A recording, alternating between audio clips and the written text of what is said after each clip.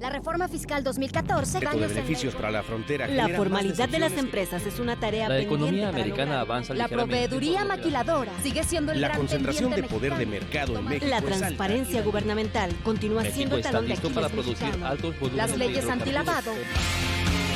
Solo Negocios Radio, las mejores entrevistas y análisis para lograr una toma de decisiones adecuada. Contáctenos. Correo electrónico. Correo@solonegocios.mx. Página de internet. www.solonegocios.mx. Facebook. www.facebook.com/solonegociosmx. Twitter. @solonegocios. Y recuerde, no es nada personal, son solo negocios.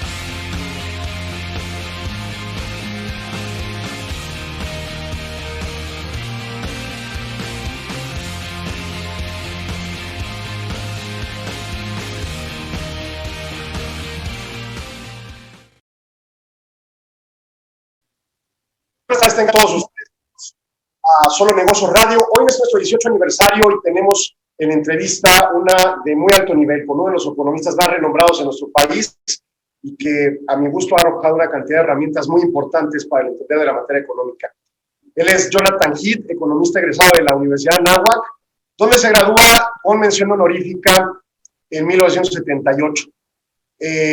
Posteriormente realiza estudios de posgrado en la Universidad de Pensilvania, con 35 años en experiencia en análisis económico de México y las perspectivas, y en ese tiempo pues ha sido economista principal para varias instituciones financieras globales y constructoras internacionales, profesor de la Universidad Panamericana, TEC de Monterrey, Universidad de Anáhuac, Universidad de las Américas, Universidad Iberoamericana, así como impartiendo cursos relacionados con economía mexicana, historia y perspectivas. Profesor invitado de tiempo completo en la Universidad Autónoma Metropolitana Azcapotzalco entre 2014 y 2016, impartiendo macroeconomía, política monetaria, inflación y empleo, y conferencista invitado en más de 50 universidades en México y Estados Unidos. Ha escrito más de 2,000 artículos publicados en 60 periódicos y revistas, tanto en nuestro país como en el exterior, brindado conferencias sobre las perspectivas de la economía mexicana y América Latina en más de 20 países, y aquí en Juárez nos ha apoyado ya en algunas ocasiones en el IMEF para algunas pláticas precisamente de perspectivas económicas. Tuvo una columna semanal en la sección de negocios del periódico Reforma desde el 95 hasta principios de 2019, cuando el 23 de enero de 2019 el Pleno de la Comisión Permanente del Congreso de la Unión aprueba su designación como miembro de la Junta de Gobierno del Banco de México para el periodo que concluye el 31 de diciembre de 2026. Él es Jonathan Heath, un extraordinario economista, como les digo, y con quien platicaremos durante la siguiente hora de diversos temas de la economía y de su experiencia en el desarrollo de las herramientas que nos ayudan a medirla. Jonathan, muchísimas gracias por tu apoyo para esta entrevista y para este espacio que nos dedicas de tiempo. Un placer, muchísimas gracias por la invitación. Gracias a ti y de nueva cuenta. Y bueno, pues uno de los primeros temas que me interesa tratar, Jonathan, es acerca del libro Lo que indican los indicadores. Es un documento que desarrollaste hace algunos años y que, bueno, incluso está en la página de INEGI accesible como libro electrónico, y que me gustaría que nos platicaras un poco las razones que te llevan a escribirlo y a desarrollar esas ideas que nos ayudan a los economistas a entender mejor nuestra tarea con el uso de los indicadores, pero además que es un libro que creo que es didáctico para quien sea y le interese entender por qué hablamos del PIB y de inflación y de X o Y indicador y qué significa, ¿no? Porque también de repente como que no queda claro, quizá hay mucho por el mal trabajo de nosotros los medios para comunicar adecuadamente las implicaciones de los indicadores, ¿no? Sí, bueno, la idea original viene desde hace, yo creo que 25 o 30, no, más de 30 años, cuando empecé a dar clases sobre un seminario de la economía mexicana. Esa clase yo la había tomado y típicamente pues, se ven diversos temas, invitan a diferentes personas y platican un poco cómo está la economía. Sin embargo, cuando a mí me lo invitaron a dar esa clase, yo me quedé pensando, pues lo que más les va a servir a los alumnos es saber cómo analizar la economía. No simplemente venir y darles una plática de cómo va la economía, sino qué indicadores hay que ver, cómo hay que interpretarlos, etc. Entonces yo siempre le di este enfoque muy pragmático a este curso y llegó a ser uno de los cursos más populares. Los alumnos les encantaba, porque durante la carrera les daban como una gran cantidad de piezas sueltas de un rompecabezas. pues finanzas públicas, política monetaria, micro, macro, matemáticas, pero nunca les enseñaban cómo armar el rompecabezas. Algunos egresados entendían muy bien y lo podían armar, pero otros no. Me queda muy claro, yo vi muchos alumnos egresados de la carrera con un chorro de piezas sueltas sin saber cómo armarlo. Entonces este curso básicamente fue enseñarle a los alumnos cómo armar este rompecabezas para entender la economía. Y con el tiempo lo fui afinando y al final ya lo tenía bastante bien hecha mi clase. Y en una de esas pues me tomé un sabático para escribir un libro, exactamente ahora sí que mis apuntes y todo lo que había desarrollado. Y me acerqué al INEGI para preguntar que si me podían apoyar, dándome acceso, podía entrevistar a la gente, etcétera. Y en ese momento Eduardo Sojo, que era el presidente del INEGI, me dijo, oye, yo te propongo no solamente abrirte las puertas, te propongo invitarte como investigador un año con el único fin de que escribes tu libro. Entonces me fui al INEGI con todo el acceso a toda la información, a las personas, etcétera. Yo creo que fue el año más divertido de mi vida profesional. O sea, me encantaba, o sea, no podía despertar lo suficientemente temprano para escribir, etcétera. Y terminé el libro y pues me sentí muy satisfecho. Y ya, pues el INEGI lo empezó a divulgar. Y pues, ¿cuál fue mi sorpresa? Pues de que el libro fue un éxito mucho más allá de lo que me hubiera imaginado. Déjame decir que libros similares, yo por lo menos en mi biblioteca, yo tengo 15, 16 libros sobre la economía de Estados Unidos, pero no existía ni uno solo sobre México.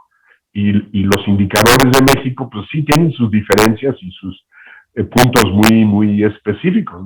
Un ejemplo, cuando se habla de la producción industrial en Estados Unidos, no incluye la construcción, y aquí en México sí. Entonces no podemos comparar la producción industrial de Estados Unidos con la de México, pero todo el mundo lo hace. Entonces cositas así, pues lo escribí y lo puse en el libro. El INEGI tuvo el acierto de distribuir gratuitamente 1,500 ejemplares en todas las universidades del país que tenían las carreras de economía, finanzas, administración, contabilidad y afines. Y el libro se convirtió en un éxito. Hoy en día es, creo que, texto en prácticamente cualquier universidad. Y el INEGI, y eso ya tiene algunos años, me dijo que ya se habían descargado más de 500,000 de ejemplares de la página del INEGI. Entonces, ha sido, pues ahora sí que no solamente me divertí mucho escribiéndolo y fue pues poner ahí mucha de mi experiencia analizando los indicadores, sino que aparte pues fue ahora sí que todo un éxito y uno de mis máximos orgullos de mi carrera profesional. Claro, por supuesto. Y yo creo que, bueno, este tema de la distribución que decías de los 1,500 libros, en muchas ocasiones ocurre que se hace en las escuelas de economía. Yo no tengo memoria, digo, en el 2010, 2012, cuando lo desarrollas, yo doy clases en la Universidad Autónoma de Ciudad Juárez, pero no recuerdo ese tema, ¿no? Sin embargo, no eran mis áreas las de macro o de indicadores, yo daba historia de la economía. Sin embargo, yo creo que también es un libro que tendría que tocar base en las demás carreras, ¿no? Digo, normalmente tienen introducción a la economía, alguna otra carrera, porque es una información para el mexicano, no para el economista. Es una información no tengo información de qué carreras lo utilizan, cuáles no. Sé que es texto de referencia para muchas personas, muchos investigadores, mucha gente me ha dicho que los utiliza. Pero déjame darte una noticia muy importante. Este libro lo escribí básicamente en el 2011 y salió publicado en el 2012. Pero pues como cualquier libro ya necesita una segunda edición. Pero porque han salido muchos indicadores nuevos. Algo muy importante, el libro contiene muchas críticas constructivas a muchos de los indicadores. El INEGI tomó nota y ha corregido prácticamente todo lo que yo señalaba ahí como debilidades, fallas, etcétera. Ha introducido indicadores nuevos, etcétera. Entonces hay mucho nuevo material. El libro fue un buen éxito y me invitaron en el MIDE, el Museo Interactivo de Economía, en el foro educativo, a crear un diplomado que gira alrededor del libro. Entonces el diplomado también fue todo un éxito, etcétera. Pero en vez de dar yo todo el diplomado, invité a profesores invitados, todos amigos míos, pues un economista que era el que mejor sabría sobre el tema de inflación después de trabajar como el encargado de precios en el Banco de México por 30 años. Oye, pues tú de la clase de inflación. Y así me fui con el mejor experto reconocido de pobreza, de distribución del ingreso, de indicadores cíclicos, etcétera, etcétera. Y armé un diplomado muy exitoso. Afortunadamente, para este fin nada más, para todo lo demás, ¿no? Vino la pandemia, se cancela el diplomado y se me ocurre pedirle a todos los profesores que en vez de dar la clase, que me escriben su PowerPoint, ya lo tenían hecho, en un artículo máximo como de 20 páginas, para sacar una nueva serie, son 3 volúmenes, que se llama Lecturas en lo que indican los indicadores. Pues ellos me ayudaron a actualizar el libro. Yo hubiera tenido que hacer otro sabático, pero aquí lo que hice fue reunir, tengo 36 lecturas, 12 en cada uno de los 3 volúmenes, donde actualizamos y mejoramos el libro original. Y este libro va a estar muy pronto, va a estar disponible. Lo van a poder bajar gratuitamente en forma de libro electrónico y libro online de las páginas del INEGI y del MIDE, o van a poder comprar la versión impresa en la librería del MIDE y del nuevo museo del Banco de México que se va a inaugurar en un par de meses. Aparte, yo pedí, y lo van a hacer, vamos a entregar 1,500 libros al INEGI para que el INEGI los distribuya gratuitamente en 1,500 universidades del país. Extraordinario, extraordinaria noticia, te felicito. El MIDE también, derivado de esto del libro y pues, el seguimiento que yo he hecho en estos años, pues de las diferentes flujos de información económica y en particular en tu carrera, yo planteaba, oye, ¿por qué el MIDE no nos da las videoconferencias, o sea, el diplomado en videoconferencias? Pues ahora con la pandemia y que todo ya lo hacemos en Zoom, pues yo te invito a que les digas que lo consideren, ¿no? Porque sería excelente para todos los que no estamos en la Ciudad de México tener la posibilidad de acceder a ese diplomado que me parece de primer nivel. Jonathan, dame un segundo, tenemos que hacer un corte comercial rápidamente y vamos a continuar aquí en redes sociales comentando mientras. Bien, seguimos aquí en las redes sociales, Jonathan. Si me permites, bueno, la página de internet aquí la tengo donde está el libro original publicado en 2012 de INEGI, si me permites ponerlo en redes sociales para que la gente, si gusta, descargarlo, ¿no?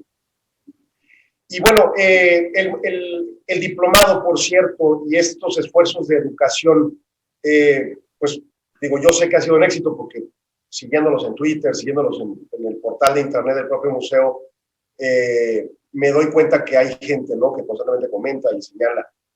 ¿Cómo ves tú ese tipo de esfuerzos que se puedan replicar en el país? Digo, yo entiendo con la tecnología lo que te decía ahorita del Zoom, pero que más entidades volteen a ver cómo hacer más pragmático y accesible el conocimiento económico, porque de repente las universidades lo tenemos acá como metafísico, ¿no? Sí, el MIDE incluso está poniendo mucho esfuerzo en lanzar toda una nueva parte que se llama el MIDE Digital. Incluso hay una serie de libros que van a estar publicando y las lecturas en lo que indican los indicadores van a ser los primeros de esta nueva serie. También estamos viendo que cuando se reinicie el diplomado, que seguramente va a ser en el 2022, que se haga de una forma no solamente presencial, sino también virtual. Hay que todavía trabajar exactamente en cómo lo vamos a hacer. Pero yo creo que el diplomado va a tener una cierta transformación, porque antes era como de medio año. Empecé con 15 módulos, lo fui extendiendo a 18, 20, después 24, pero ahora con estos 3 volúmenes de las lecturas, pues tengo material para más de 30 y tantos módulos. Por lo tanto, yo creo que el diplomado va a ser ahora sí de un año, y el MIDE incluso está explorando la posibilidad de tener un reconocimiento de validez por la Secretaría de Educación, o no sé de quién, pero hacerlo algo mucho más formal y con mucho mayor alcance. Está trabajando el MIDE en eso en estos momentos. Excelente. Excelente noticia, pues me apunto. Luego. Jonathan, vamos a regresar ya al aire en radio. Un segundito. Continuamos aquí en Solo Negocios Radio platicando con Jonathan Heath, quien es uno de los economistas más reconocidos en nuestro país, hoy por hoy su gobernador en Banco de México, y con quien platicamos en el segmento pasado sobre el libro que desarrolló llamado Lo que indican los indicadores. Me quiero ir unos años atrás, Jonathan, estuviste como economista en jefe en HSBC, y en esa época, sin conocerte, yo entraba a la página de HSBC y encontraba estos estudios sectoriales que nos ayudaban mucho en la gestión de asesoría a empresas, pues para poder armar los estudios de mercado, para tener soporte documental de cómo se veían los movimientos en la economía en cada subsector. Hoy en día ya no existen esos estudios y luego, pues INEGI tiene cierta información, a veces es compleja comprenderla, precisamente para ello el libro de Lo que indican los indicadores, y también la tiene anidada pues, a un nivel nacional. Subnacionalmente somos todavía negligentes con el armado de indicadores. ¿Tú cómo ves, en tu experiencia, esa gestión con aquel banco, y tú cómo ves nuestro avanzar en el desarrollo de indicadores en nuestro país que le sean útiles a la empresa, a la agente económico, individual? Presumiblemente en el capitalismo hablamos de que tendríamos que tener información total para tomar las mejores decisiones, y pues estamos lejos de ello, ¿no? Algo así en México al menos.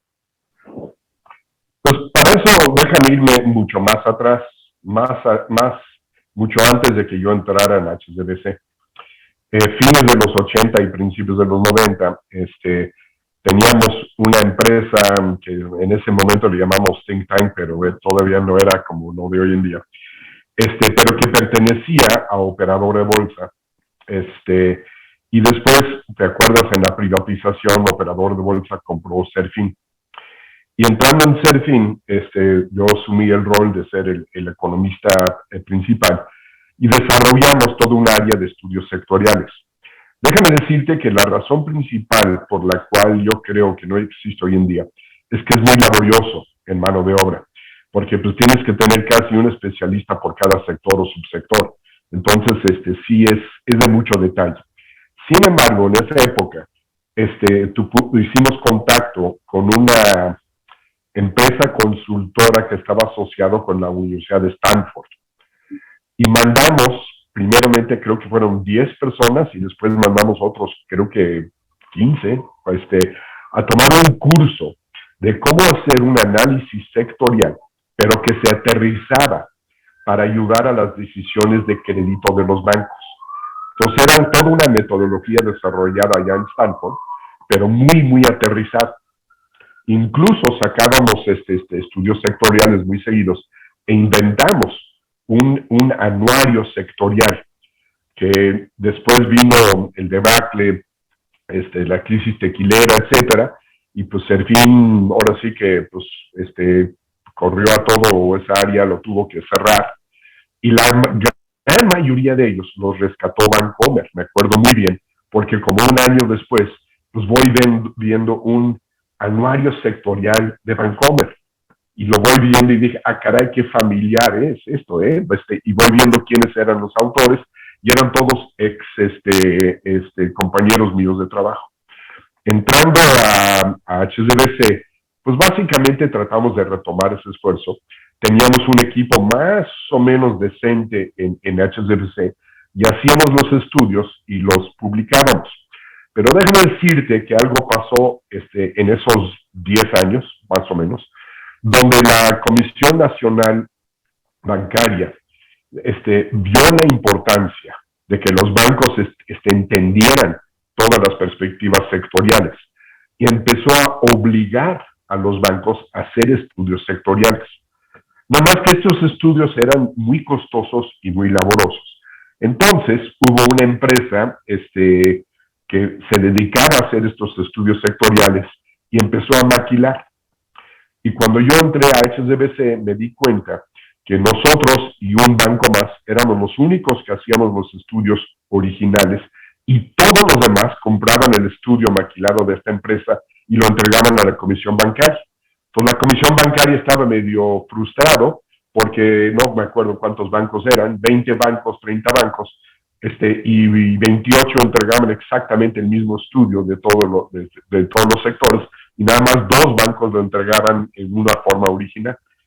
Sin embargo, precisamente por lo costoso, al final de cuentas en HSBC tomaron la decisión de hacer lo mismo también y simplemente comprarlo y maquilarlo con esta empresa, y de ahí fue que realmente desapareció los estudios sectoriales, por lo menos que se pudieran publicar y que el público los pudiera utilizar.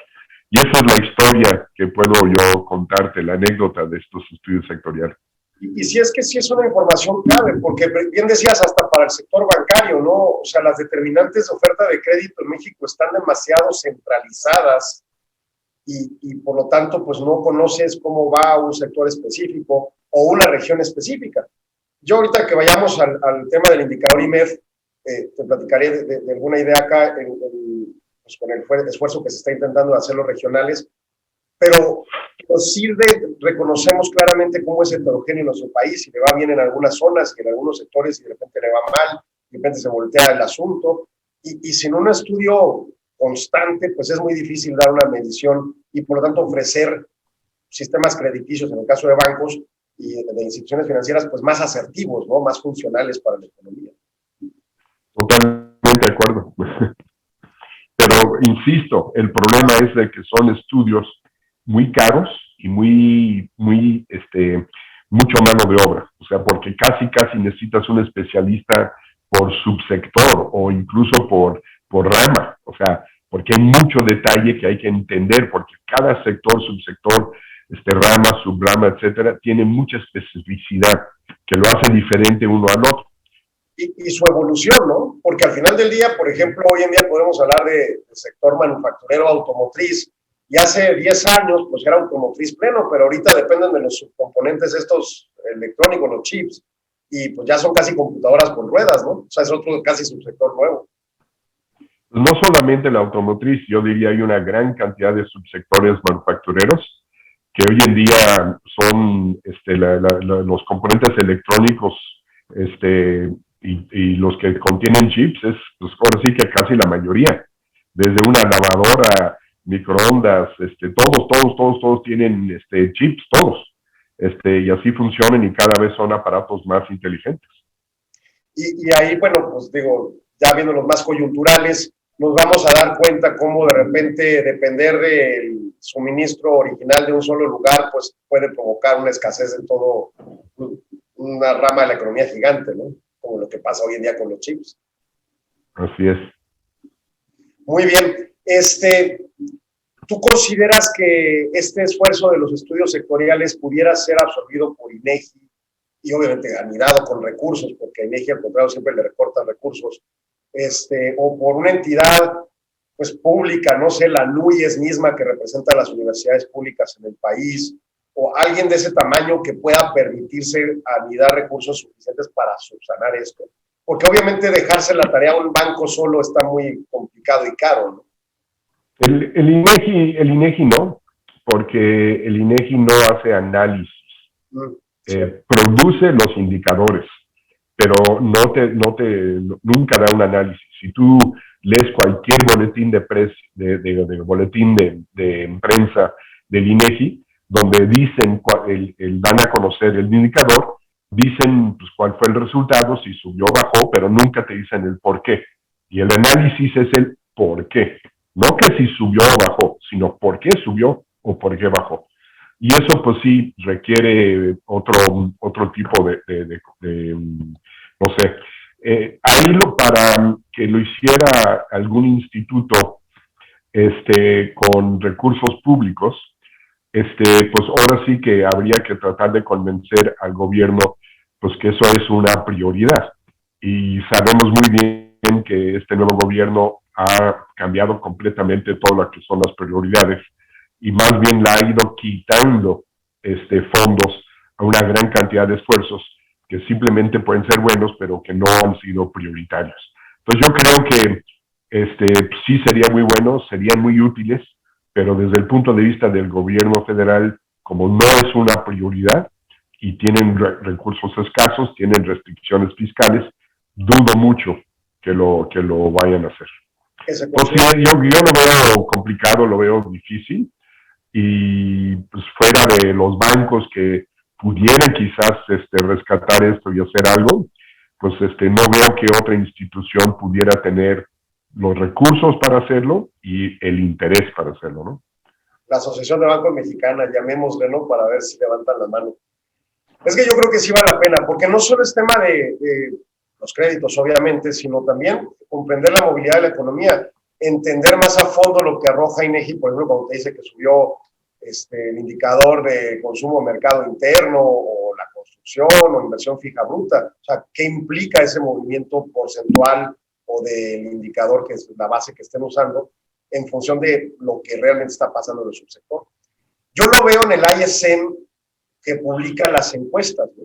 Bueno, algunas de las respuestas de las encuestas, en donde te dicen la gente de ese subsector, no, pues tenemos escasez de mano de obra, o no, pues tenemos mucha demanda en X situación, oye, y claro, ellos publican un renglón de las respuestas, pero mínimo te va dando una idea de cómo se están moviendo los subsectores específicos que ellos entrevistan, y que bueno, pues te puede dar pauta para comprender más allá qué es lo que está pasando, dónde están las oportunidades de negocio también, y cómo pues desarrollar mejores decisiones económicas, ¿no? Jonathan, dame chance, tenemos que hacer un corte comercial más, que daremos aquí en redes, un minutito. Bien, seguimos aquí en las redes sociales platicando con Jonathan Heath. ¿Tú tuviste referentes de los receptores de ese estudio que publicaban en HSBC o en los demás bancos? Vamos, ¿qué opinaba la gente? ¿Le gustaba? ¿Era un documento exclusivo de economistas? ¿Tú cómo lo veías? ¿Cómo? Perdón. Sí, no entendí. Los estudios sectoriales, ¿tú sí. qué opinas de los receptores? O sea, ¿eran puros economistas quienes leían esos estudios, o tú veías que los empresarios lo leían, o X o Y? Realmente el consumo de esos estudios era interno en el banco. Lo mandábamos a la dirección de crédito, lo mandábamos a varias diferentes direcciones dentro del banco. Incluso, como los que más lo consumían era la gente de crédito, incluso las primeras discusiones por la cual dejamos de hacerlos, era que ellos eran los que tenían que pagarlo. Su centro de costos debería de absorber ese costo, y no estudios económicos. Entonces, pero también se aprovechaba para dar a conocer y publicábamos los estudios para el público en general, pero la gran mayoría de los que consumían esos estudios eran los propios bancos, las direcciones de análisis de riesgo de crédito, ¿no? Para entender el perfil de cada sector, subsector, etcétera, para cuando le iban a dar el crédito a una empresa, supiera el entorno en el cual trabajaba y funcionaba esa empresa, ¿no? Y al CESP, al Centro de Estudios Económicos del Sector Privado del CCE, ¿alguna vez consideras que pudiera haber interesado desarrollarlo?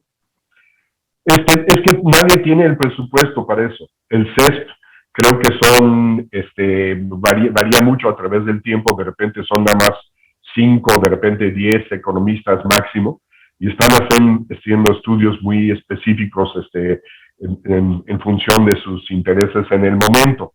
Pero para poder hacer una buena dirección de estudios sectoriales, como la que teníamos armado en Serfin, que fue yo creo que el mejor de todos, pues teníamos como 60 personas. O sea, realmente la planta laboral de 60 personas es costísimo. Entonces, a la primera, cuando Serfin necesitaba, tenía que reducir costos, creo que el primer punto en toda la lista de posibles recortes fue estudios sectoriales. Fue lo primero que se recortó, porque era carísimo y no queda tan claro el costo-beneficio. Tiene buen beneficio, pero tiene un costo enorme. Y eso es te digo que ese es el problema principal. De acuerdo. Vamos a regresar ya al tercer segmento para que platiquemos del indicador INEGI. Perdón, te congelaste. Perdón, aquí estamos regresando al tercer segmento de Solo Negocios Radio para platicar con Jonathan Heath sobre otra de sus creaciones, el indicador. ¿Te volviste a congelar? ¿Perdón? Te volviste a congelar, no te escuché, te congeló tu imagen y tu voz. Discúlpame, a ver, ahí debe de estar funcionando ya. Decía que estamos regresando al tercer segmento y que, bueno, pues aquí en esta oportunidad vamos a platicar sobre esta creación de Jonathan, que es el indicador IMEF del entorno empresarial mexicano, que es este instrumento con el que se mide o les dicen indicadores de difusión, ¿no? No sé, Jonathan, ¿nos puedes platicar un poco de la historia y del porqué del indicador? Sí, en mi fascinación por los indicadores, hace ya como 20 años más o menos, empecé a meterme mucho al tema de los indicadores de difusión, que son indicadores relativamente fáciles de construir, pero quizás uno de los elementos es que son muy oportunos. Por ejemplo, el índice de confianza del consumidor es un indicador de difusión, se construye y se da a conocer el primer día hábil del mes. Entonces, ¿qué pasó en el mes de mayo? El 1 de junio ya sabemos. Y eso realmente pues, es muy útil. Y lo que me llamó la atención por primera vez fue una entrevista con Alan Greenspan, que hace más de 20 años era justamente el gobernador de la Reserva Federal de Estados Unidos. Y él decía que ellos toman en cuenta muchos indicadores para tomar su decisión de política monetaria, pero que uno de sus indicadores favoritos era el indicador ISM. Hay el ISM manufacturero y el no manufacturero. Entonces, pues ahí fue donde me despertó mucho el interés, me metí mucho a verlo y me empecé a dar cuenta de que pues, lo primero es que no había indicadores de difusión en México.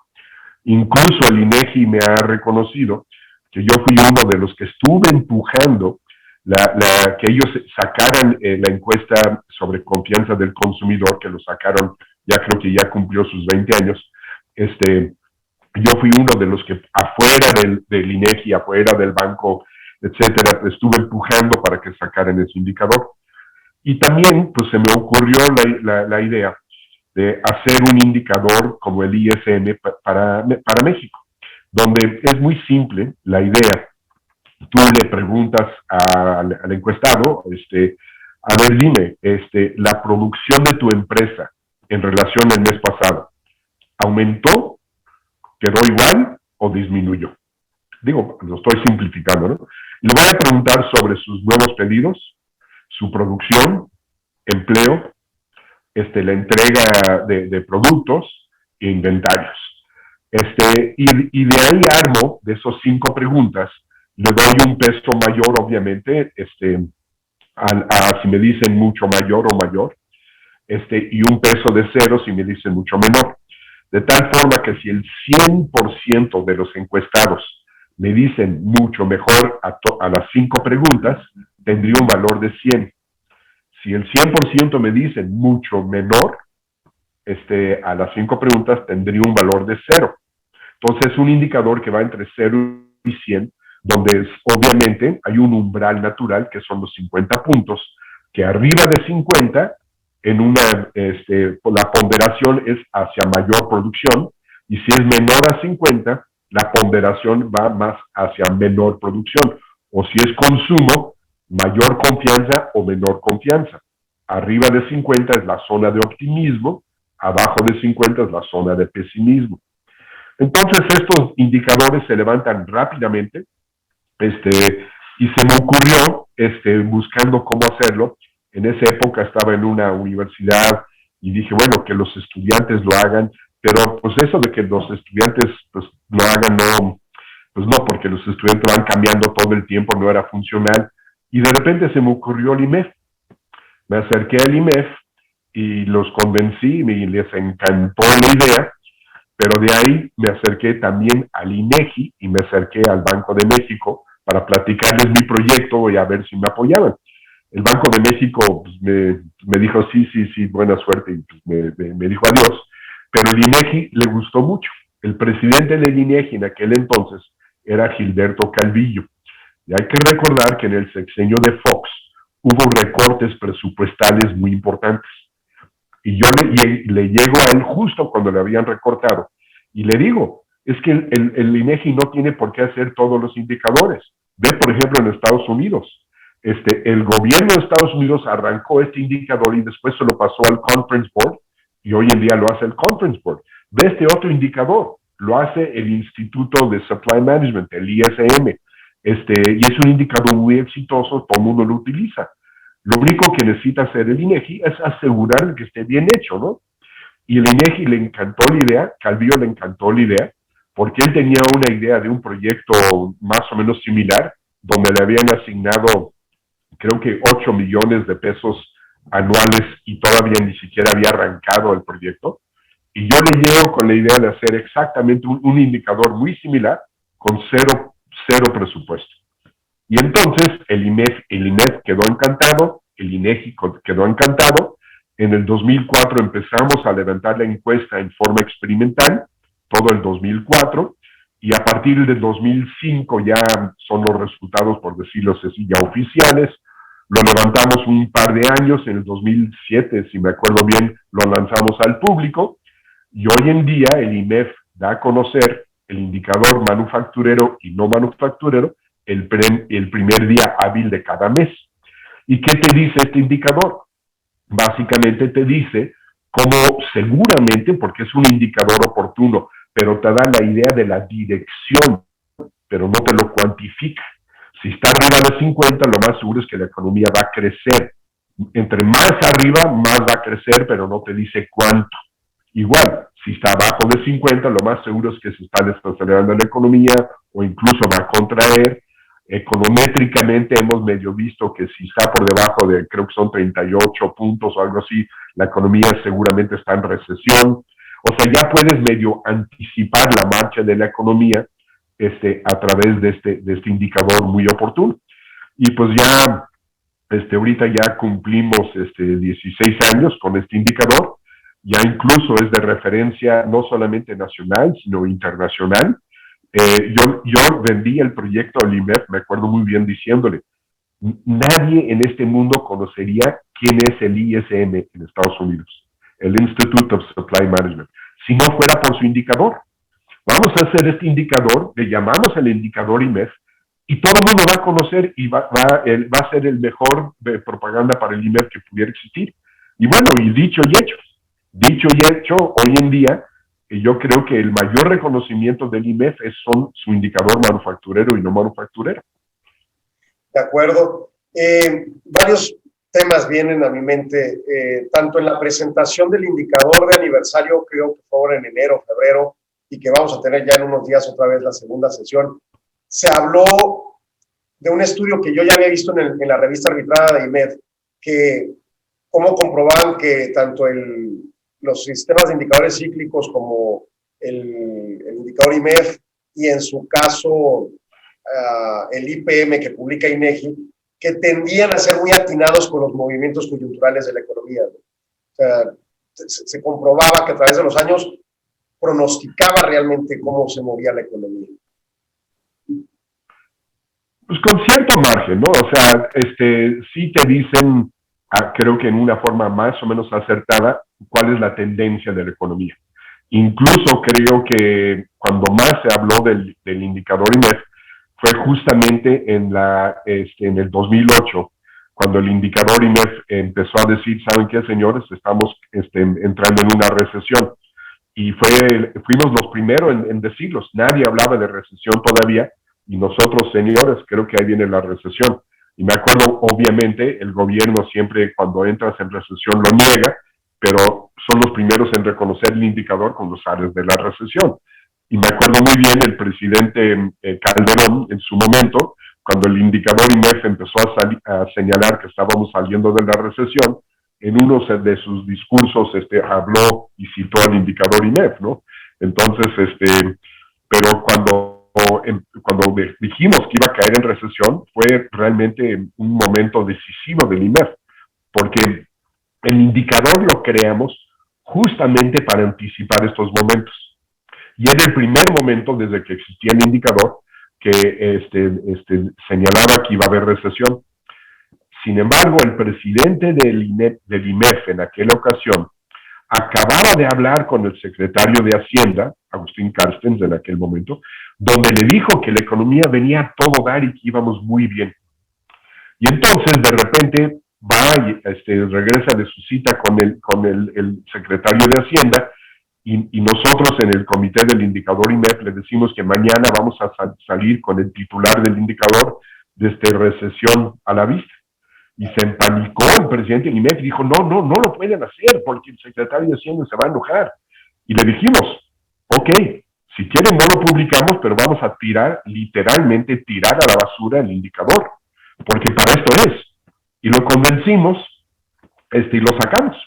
Y pues sí, dicho y hecho, fue un éxito, y desde entonces creo yo que se ha reconocido a este indicador como un buen indicador oportuno de cómo va, en qué dirección va la actividad económica. De acuerdo. Ya nos acercamos al límite del segmento, pero ahorita regresando y hilvanando con el siguiente tema, tu opinión sobre los indicadores regionalizados del indicador IMEF, en función precisamente de lo que hablábamos hace rato con los sectoriales, ¿no? La necesidad de conocer más a fondo la heterogeneidad de nuestra nación, ¿no? Pero bueno, dame unos segundos, tengo que hacer corte comercial, regresamos. Aquí regresamos en redes sociales, Jonathan, y bueno, uno de los puntos importantes a destacar, el indicador IMEF arriba de 50 puntos no quiere decir que la economía está expansionada, simplemente que la tendencia es que crezcamos, ¿no?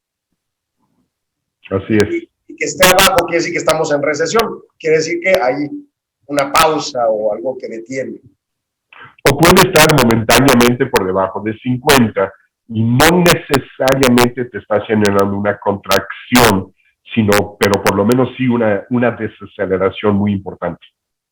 Eso es importante porque para el tema del comité de fechado de ciclos, pues es crucial explicar eso, porque la gente también de repente ve, yo publico cuando IMEF saca el indicador, aquí en la estación de radio tengo un espacio en el noticiero en la mañana y les digo, bueno, el indicador salió así, pero siempre trato de enfatizar, y nada más que obviamente hay muy poco tiempo, no significa que es recesión o que es expansión, simplemente ese es el resultado de este mes y para ahí nos estamos moviendo y esta es la tendencia, ¿no?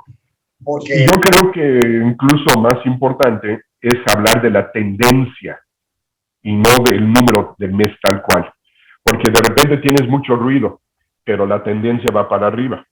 Entonces, en un mes dado puede ser menor al mes anterior, pero la tendencia sigue al alza, ¿no? Entonces, es muy importante interpretar correctamente qué es lo que te está diciendo el indicador, ¿no? ¿Qué indica el indicador? Indica el indicador. Completamente de acuerdo. Y este esfuerzo de hacerlo regionales, ¿tú cómo ves? ¿Qué opinas al respecto? Es algo que hemos estado discutiendo ya desde tiempo atrás y no es tan fácil, porque lo que necesitamos es tener una muestra mucho más grande que la que tenemos. En Estados Unidos, el ISM, que es el equivalente, se levanta alrededor de unos 400 empresas. Nosotros tenemos una muestra no tan diferente, 350 por ahí más o menos, y levantamos una muestra y nos da una muy buena información a nivel nacional. Pero si queríamos hacer esto a nivel regional, necesitaríamos una muestra significativa de 350, 400 empresas en cada una de las regiones. Definitivamente para la manufactura, sí, quizás lo hay en el norte del país, en Monterrey, posiblemente habrá para Guadalajara, pero difícilmente lo hay, por ejemplo, para Mérida, o para ciertas regiones. Entonces, tener indicadores de todas las regiones del país es muy difícil. Déjame decirte que el IMEF está trabajando en eso. Tiene un proyecto ahorita abierto, yo ya no estoy involucrado, pero lo están tratando de hacer. Sin embargo, yo siempre he sido muy escéptico a que lo vayan a poder lograr, porque nosotros, a diferencia del INEGI, pedimos la información voluntaria a las empresas. En cambio, hay una ley que dice que la empresa tiene que darle al INEGI esa información. Entonces, no es lo mismo. El INEGI tiene su IPM, su indicador de pedidos manufactureros, que es un indicador muy similar, con una muestra creo que de como 15,000 empresas o no sé qué. Y ellos sí pueden hacerlo a nivel sectorial quizás más adelante a nivel regional, porque tienen esa riqueza de información. El INEF necesitaría, pues ahora sí que tener mucho otro presupuesto, otro nivel, otra organización para poder lograrlo. Los que más han empujado por el indicador regional son los de Mérida. Pero señores, ustedes no tienen 400, o sea, el comité regional del IMEF en Mérida, creo que son como 20, 25 socios. Entonces, ¿cómo van a querer recabar la información de 400 empresas manufactureras, no? No, es muy difícil. Yo creo que sería sumamente útil. Ojalá que se pueda lograr este proyecto.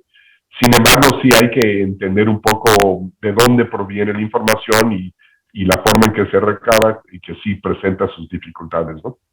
De acuerdo, de acuerdísimo. Vamos a regresar al último segmento, Jonathan. Y bien, estamos de regreso al aire en Solo Negocios Radio, platicando con Jonathan Heath, último segmento. Y platicamos del YEM, y ahorita en el segmento intermedio en redes sociales confirmaba yo el planteamiento. El indicador IMEF, cuando está arriba de 50 o este tipo de indicadores de difusión, no significa que estemos en expansión económica, pero la tendencia indicará que vamos creciendo. Y si está abajo, no significa que estemos en recesión, puede ser un tope, un momento en el tiempo que fue negativo, pero no significa en la tendencia que estemos en recesión. Esto me es muy importante destacarlo, porque también una de las ideas que yo te leo construir, al menos públicamente en Twitter, junto con Julio Santaella, presidente de INEGI, es la necesidad de construir un comité de fechado de ciclos económicos. Y sí se da en la coyuntura de una discusión que se da con el presidente de la República, pero no es tanto con él, sino realmente es algo que institucionalmente, al menos existe en otros lugares. ¿Nos podrías contar un poco la idea detrás de este comité y su trabajo? Hay muchas instancias en que México está entrando en recesión y después está saliendo. Y siempre se arma una gran discusión y gran debate de que si estamos en recesión o no y a partir de qué fecha. Me acuerdo en el 2013, donde realmente se estancó la economía y se desató toda una discusión si había recesión o no. La mera hora no lo hubo, pero hubo una discusión intensa donde casi siempre el gobierno es el primero en negar porque no quiere admitir una recesión. Pero si ya estamos en recesión, pues son los primeros en decir, ya salimos de la recesión, ¿no? Esto es algo que yo empecé a estudiar también hace más de 20 años, también en mi fascinación por los indicadores. Siempre me encantaron los ciclos económicos. Y el INEGI, empezando como por el año 2000, cuando Antonio Puig era el presidente del INEGI, desarrollaron lo que llamamos nosotros un índice de indicadores coincidentes compuestos, que es donde tomamos todos los indicadores que más o menos coinciden con el ciclo económico y se pone en un solo indicador compuesto a través de una metodología estadística para tratar de replicar el ciclo económico. Cuando sacaron esto, yo estaba fascinado. Incluso en aquella época yo había trabajado en otra época con una empresa que en su momento fue muy importante, ya nadie se acuerda, que era Wharton Econometrics, que hacía estudios de pronósticos, etcétera, y hacía reuniones trimestrales. Y me invitaron a platicar en una de sus sesiones que justamente lo estaba patrocinando el INEGI en Aguascalientes. Entonces yo dije, yo quiero hablar de este nuevo indicador que tienen, de indicadores coincidentes que replica el ciclo económico, porque creo que es esencial y es realmente una contribución maravillosa que está haciendo el INEGI. Fui a dar la plática y me sorprendió mucho que estaba el nuevo presidente, Gilberto Calvillo, hasta adelante, poniendo máxima atención a mi exposición. Me acuerdo muy bien de eso. Y años después me dijeron, lo que pasa es que fueron los años en que hubo recortes masivos al INEGI y Gilberto Calvillo, que había entrado al INEGI, dijo, no, estos nuevos indicadores que están haciendo no tienen caso, vamos a recortarlos. Y entonces la persona encargada le dijo, oye, espérame, viene esta persona que va a dar una plática sobre la importancia y la relevancia de este indicador. ¿Por qué no lo escuchas primero y después vemos si se cancela o no el proyecto? Di la presentación y sin saberlo convencí a Gilberto Calvillo en dejar ese indicador, y creo que hoy en día existe en muy buena parte porque yo, sin saberlo, con mi entusiasmo convencí de que era un indicador que valía la pena. Y desde entonces pues ha existido, y ya podemos hablar del ciclo económico tal cual. Sin embargo, siempre ha habido una controversia de las fechas, pero hay que identificar puntos de giro, cuando llega el pico y cuando llega el mínimo. Cuando llega el pico y empieza a caer es que ya entramos en recesión. Entonces, pues hay que saber qué fecha le ponemos.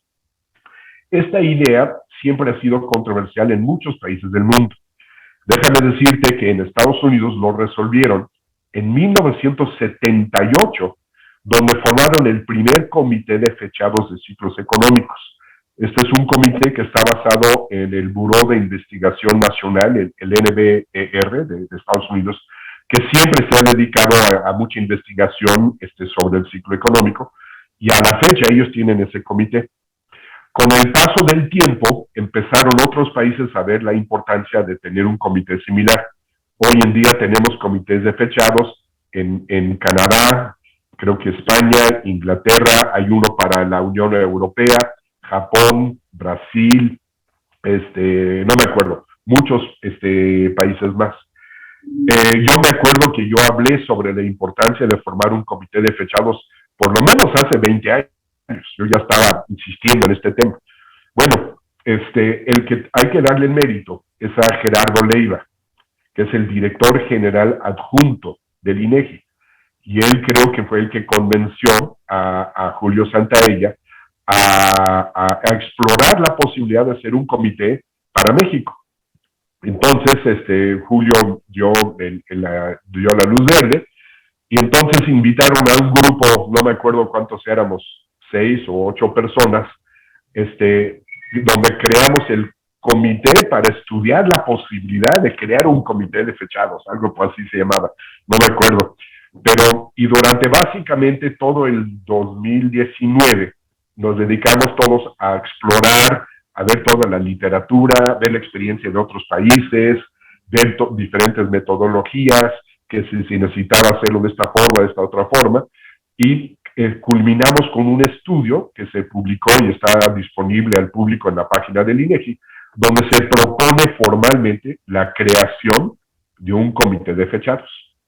Esto lo dimos a conocer al público en enero del 2020, y ahí se prometió que en muy pocos meses ya iba a empezar a funcionar este comité, pero de ahí vino la pandemia, y pues obviamente pues se pospuso, y complicaciones, etcétera. Finalmente hacia fines del 2020, principios de este año, ya finalmente se concretizó, y el INEGI lo que quería era que este comité de fechados estuviera bajo el auspicio de algún organismo que no estuviera dependiendo del presupuesto o de intereses políticos. ¿Qué pasa si en el INEGI Julio Santaella se va y entra un nuevo presidente y no le importa este tema y se cancela? Entonces, no. Pero podría ser una universidad, por ejemplo, como el CIDE. No, porque el CIDE, no sé si supiste o no, pero también estaban queriendo recortar presupuesto y no sé qué, que también depende de ese tipo de intereses. Entonces estuvieron buscando y se les ocurrió acercarse al IMEF. Y entonces el IMEF, el presidente actual del IMEF, Ángel García Lascurain, es economista, no es muy usual que los presidentes del IMEF sean economistas, y aquí coincidieron en que sí. Le fascinó la idea, convenció al Comité Ejecutivo Nacional, creo que se llama, y dijeron que sí, se firmó un convenio, y entonces el IMEF ahora está auspiciando este comité de fechados, que está funcionando en forma independiente. Tenemos la sombrilla del IMEF, el IMEF nos ayuda, nos patrocina, etcétera, pero los 7 miembros que votamos, por decirlo así, en las decisiones, es totalmente autónomo del IMEF. El presidente del comité es el presidente del IMEF, pero él tiene voz, pero no voto. Entonces, el IMEF lo está auspiciando, pero no tiene una injerencia directa en estas decisiones. estamos arrancando, ya tenemos nuestras reglas de operación, inclusive creamos un código de conducta y de ética, etcétera. Y ahorita estamos iniciando los estudios, todavía no tenemos fechas, pero cuando ya tenemos fechas, la idea es ponerle fechas a todas las recesiones y fases del ciclo económico desde 1980 a la fecha. ¿Por qué desde 1980? Porque es cuando existe la disponibilidad de la información. En Estados Unidos tienen estas fechas desde diciembre de 1854. Pero bueno, nosotros empezamos un poco tarde, pero bueno, por lo menos vamos a tener un poco más de 40 años de historia, ya con fechas, cuando empezó, cuando inició, etcétera, etcétera. Y yo creo que en algunos meses ya lo estaremos divulgando al público. Extraordinario. Es un esfuerzo enorme. Y sí me queda claro, IMEF es como el ente administrativo y ustedes son pues los participantes intelectuales para desarrollar el trabajo, ¿no?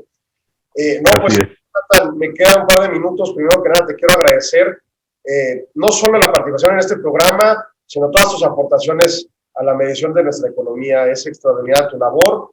Para mí es un orgullo haber echado tu mano cuando has venido a Juárez y saberte hoy en día como su gobernador de Banco de México.